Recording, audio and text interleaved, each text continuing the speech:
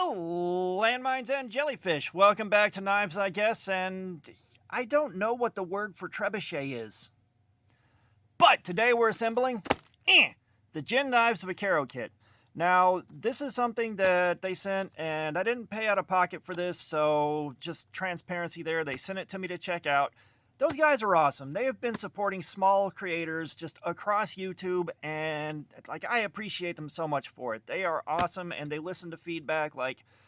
They're doing the right things right now, and I really hope that this turns into a bigger thing because I want more different products coming from them. You know, my point of contact at Jen, Emma, is awesome. Let's take a second to thank Jen in the comments for making this possible and making so many videos possible for me and a bunch of other guys. But let's get into this. Let's get into the box. Yeah. And of course, we got our scales, liners, and blade right here. And we got our box of parts. So let's get this dumped out real quick. Just make assembly a little easier. And we got our bag of bits and pieces. And we got our instructions. So let's get everything dumped out real quick. And, you know, I've said it every video so far, but you got enough pivot lube for a dozen knives over. That'll last you a while. You got T6 and T8 drivers, and these are pretty decent. I've got other boxes of T8 drivers, but when I don't have my NAFS tool on me, I reach for these more often than my other ones. They got some decent hardness on them. They're just a little bit better than the other drivers that I bought. And granted, I didn't spend a lot of money on them, but these are still pretty decent. So we've got a leather lanyard with a bead on it, and if y'all know me, I'm kind of a dork for lanyard beads. I make plenty of my own. We've got our box of screws and bearings and washers and all that. And then they gave us a microfiber cloth, so they gave us a little snack. But let's start popping stuff out. And we got these oxbone scales, which are a really nice touch. This is just cool. The natural materials are awesome. We have got, of course, our other one with our lock on it. And we've got our blade. So we're going to crack open the instructions and look at what we're doing first after we dump the bag of parts out. Dumping this out just makes life a little bit easier. Just be careful when you're doing this because parts tend to roll. So watch what you're doing there. And let's look at step one. And of course we got our instruction manual and we got all that, and the exploded view of the knife right here, that is just on this color background. It's really cool. And again, I'd like a small poster of that to hang up. Those exploded knife views are they're cool. They're cool.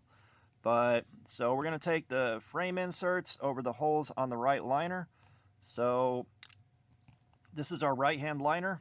And we got two barrel spacers that are going back here on the back. Right here. Click in.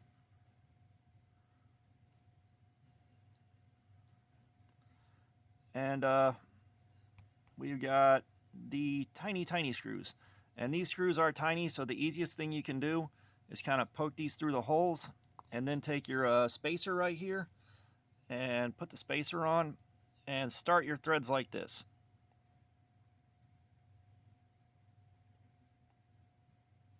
It makes these tiny screws a million times easier to handle.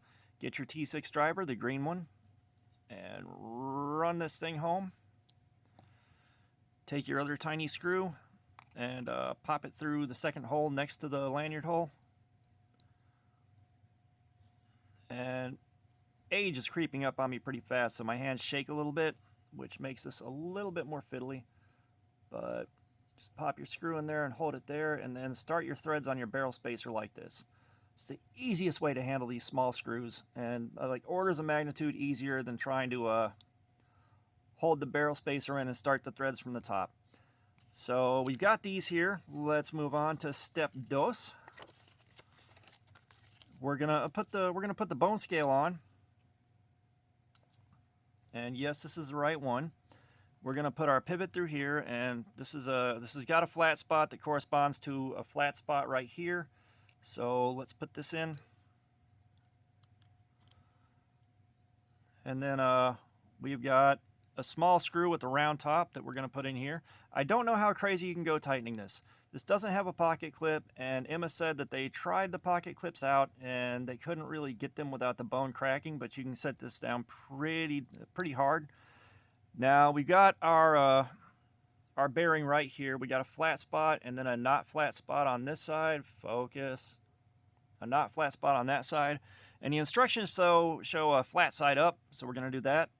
Then we're going to drop one of our washers on here, and then just the tiniest drop of pivot lube. Like less is more by a long shot.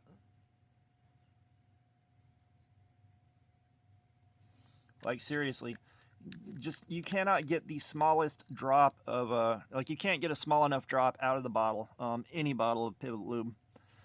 But so we've got that, stop pins in place, and then we got that. So now we're gonna set the blade on here. We're gonna set the blade down on here, and that's right here. And I'm gonna do this every single time I put one together, guys. I'm not mature, but not a reservoir tip, but maybe someone that hasn't seen the other ones will see that and get a laugh out of it. But you got a mirror polished Damascus blade, and that is absolutely cool. Now I've made my own Damascus, and I've shown it off before. But again, if you haven't seen these videos yet, this is the first piece of Damascus I made, and I made a Kiradashi for myself. You can kind of see the channel logo stamped in there. That was hot stamped. And then, of course, we got this raindrop Damascus that I made a long time ago. So, like, when I say I'm a dork for Damascus, I don't just talk the talk, I also walk the walk. And so now we're going to set our next, we're going to set our washer down here. We're also going to put the stop pin in, and your stop pin goes right here. So that stops the blade from opening too far and closing too far. Then we're going to put our washer down, and then our next bearing. So washer on here, bearing on here. Again, tiniest drop of pivot lube on here. Less is more, folks. Less is more.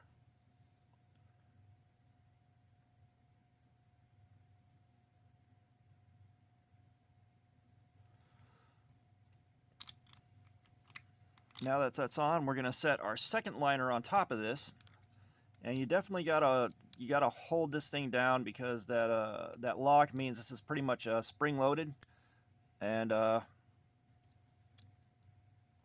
like you got to squeeze this pretty tight and hold it while you're doing this. So we got our another tiniest screw in human history to put right here. Oh, it went in upside down. There we are. So this one's a little bit easier to start, just because you got the liner keeping it held up. Like, my hands shake so much.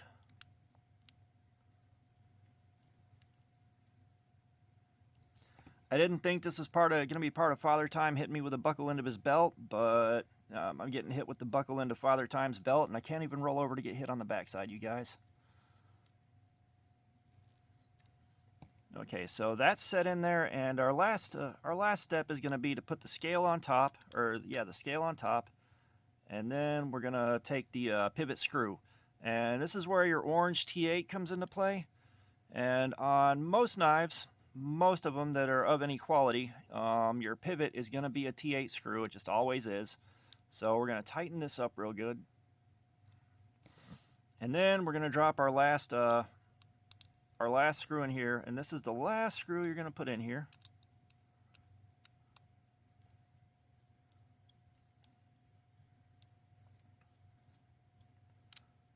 There we are. And now we got a thumb hole. Let's flick the hole. So we have a completed kit. All we're going to do now is we're going to put the lanyard on here and get that set up. So what I'm going to do with this is I am going to, let's see, how do I want to do this? So I normally will go in this way. This is my first time working with a leather lanyard. Normally I use paracord, so I'm working on figuring this part out. But we're going to loop this through here. And you know what I'm going to do is I'm going to tie this on the way I normally do it. So this is a part, again, I've never worked with a leather lanyard like this, so I'm trying to get it figured out.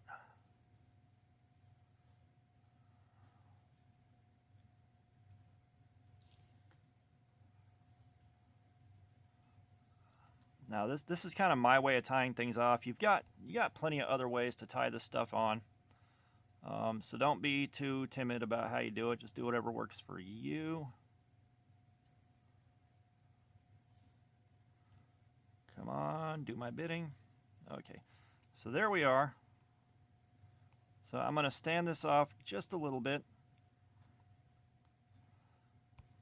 It's tied. Now we're going to put the bead on. I'm going to tie this off one more time to keep the bead held in place. So normally I do mine with paracord.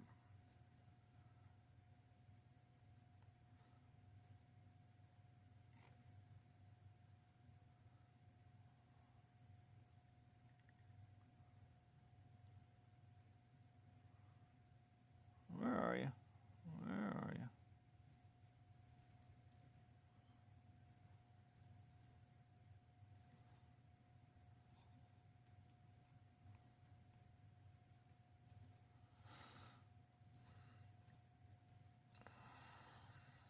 Okay, so this is kind of crude, but this is how I like tying my stuff off. And just trying to cinch this down real good so it doesn't come untied on me. But, you know, we got now an assembled Vaquero kit. And the total package on this, you know, you got a little bit of an heirloom fit on the scales right there. The liners come out just a little past it. You know, these scales are absolutely beautiful. Let's flick the hole again. You know, we've got the nice Damascus blade right here. Like, this is a serious step up from, you know, the Captain and the Chubby. Like, this is just much more premium feeling. It's a much more appealing package for a wider audience. You know, some guys aren't, you know, all about the lighthearted nature of the other kits. And this is going to appeal to a pretty large audience, if I think. Or, you know, I think it's going to appeal to a larger audience. But let's see how our factory edge is. Oh.